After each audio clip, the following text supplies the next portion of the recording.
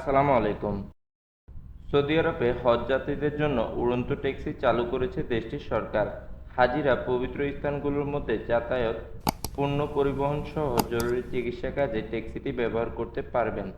বুধবার 12 জুন এটি উদ্বোধন করা হয়। খবর আরব নিউজের।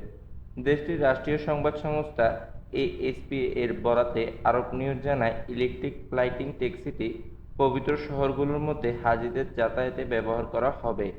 এছাড়া জরুরি চিকিৎসা সরঞ্জাম সরবরাহ, রোগীদের দ্রুত স্থানান্তর, পণ্য পৌঁছানো সহ অন্যান্য গুরুত্বপূর্ণ কাজে এটি ব্যবহার করা যাবে। উদ্বোধন অনুষ্ঠানে সৌদি পরিবহন ও লজিস্টিক সার্ভিসের মন্ত্রী সালেহ বিন নাসের আল জাসের, উপমন্ত্রী রুমাইয়া আল রুমাইহ, জেনারেল অথরিটি অব সিভিল এভিয়েশনের সভাপতি আব্দুল আজিজ আল দুইলেজ উপস্থিত ছিলেন।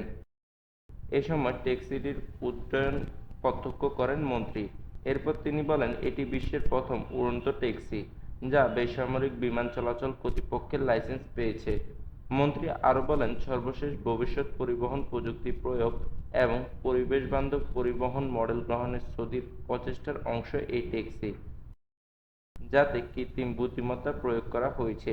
এছাড়া সৌদি আরবের বৈদ্যুতিক গাড়ি ও হাইড্রোজেন ট্রেন চালুর মাধ্যমে পরিবহন খাতের আধুনিকীকরণের চেষ্টা করছে। হজ যাত্রীদের সুবিধার কথা চিন্তা করে চলতি বছরের শুরুতে উড়ন্ত ট্যাক্সি চালুর উদ্যোগের কথা জানিয়েছিল সৌদি আরব।